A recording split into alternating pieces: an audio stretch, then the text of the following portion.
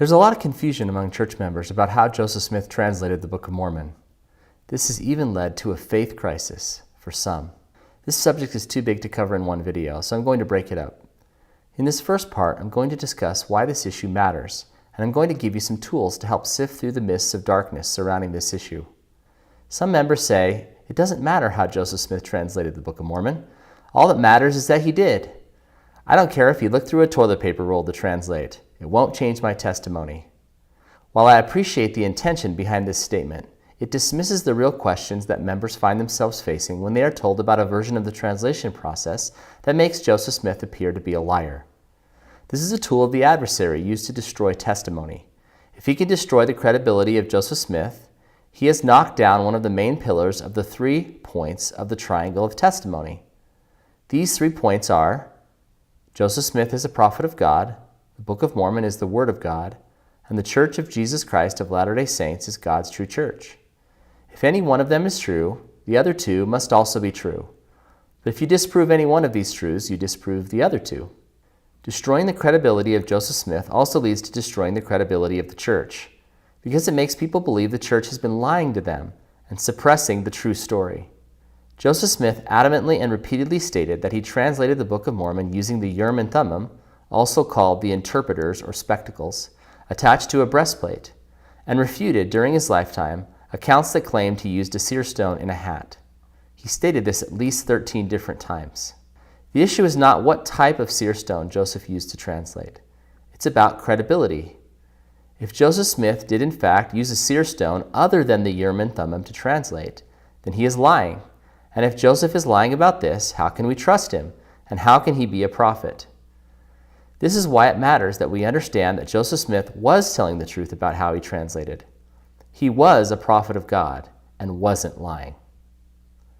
Now I want to be clear on this. There are members and leaders who have accepted the narrative that Joseph translated with his personal seerstone in a hat that do not believe this makes Joseph a liar. I believe they have a testimony and are believing what the scholars and historians have told them, or in some cases they have chosen to believe the accounts written by untrustworthy sources.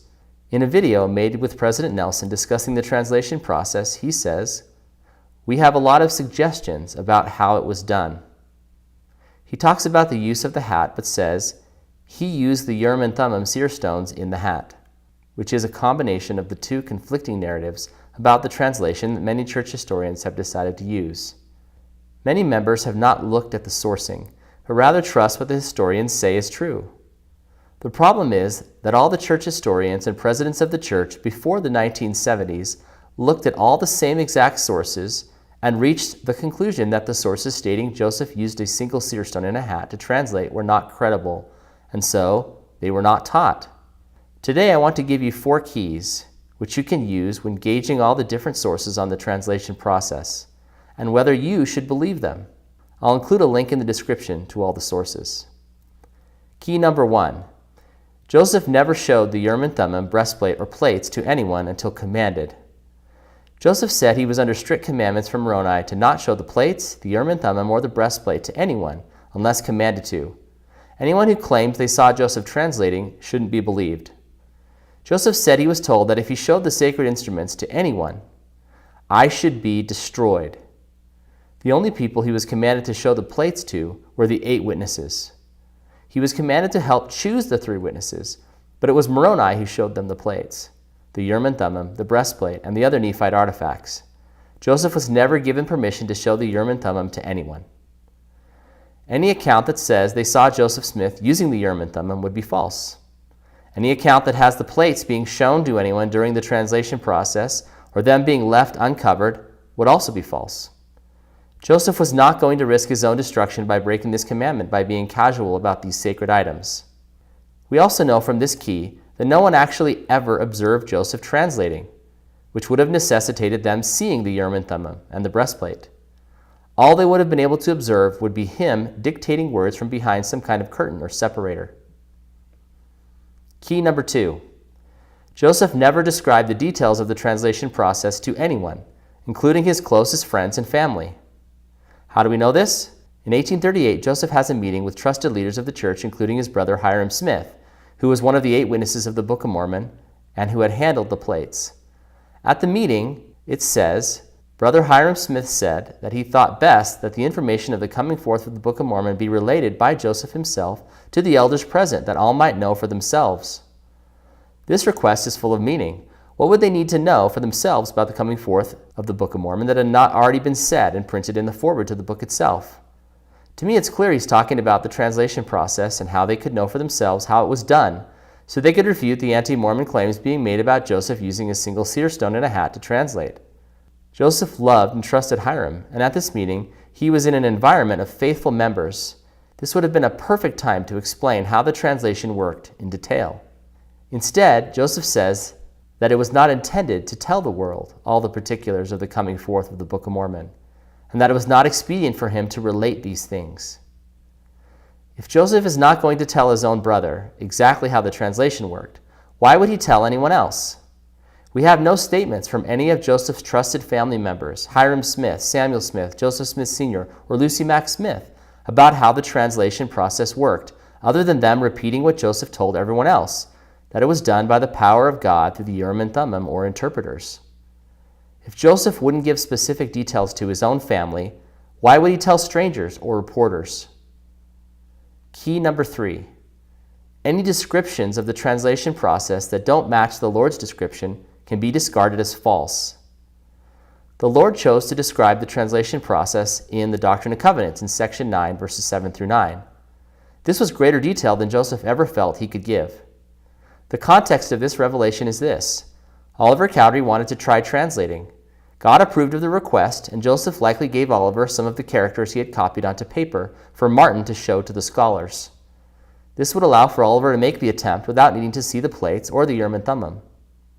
Oliver tries and fails. In the revelation, God explains how to translate and why Oliver failed. Behold, you have not understood. Ye have supposed that I would give it unto you, when you took no thought save it was to ask me. But behold, I say unto you that you must study it out in your mind. Then you must ask me if it be right.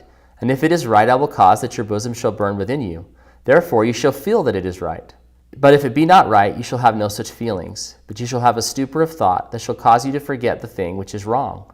Therefore you cannot write that which is sacred, save it be given you from me. These verses show that the process required studying in your mind, asking God if what you have decided is right, and then paying attention to how you feel afterwards.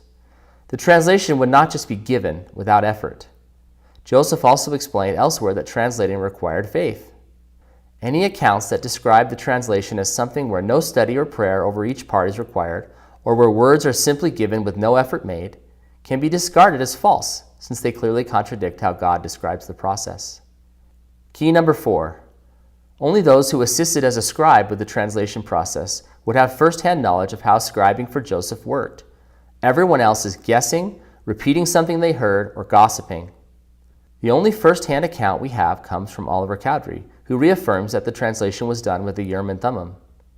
We have one unpublished letter from Emma Smith written 50 years later, which mentions translation briefly, and an interview 50 years later, written down by her son with no witnesses present and published after her death with very questionable authenticity. Martin Harris didn't write any first-hand accounts, so all we have are a couple of interviews and second-hand accounts, the main one being written 57 years later and published after his death. Martin never recorded a first-hand account of Joseph using his personal seerstone to translate the Book of Mormon. The most detailed account comes from David Whitmer, who wrote it after leaving the church and becoming a bitter enemy of Joseph Smith. Whitmer admitted that he never actually witnessed the translation process, and his own accounts of the translation contradict each other. Every single other account of how the translation worked comes from someone who was not a witness. It becomes a terrible game of telephone, where almost no one has first-hand knowledge, yet they repeat what they believe to be true over and over again. In conclusion, these 4 keys should be the touchstone by which we can gauge the truth about the translation process. I've looked at all the sources. There's only one description that the reliable sources describe, and that's exactly what Joseph said, that he translated by the gift and power of God by the means of the Urim and Thummim prepared for that purpose. And now you understand. Pass it on.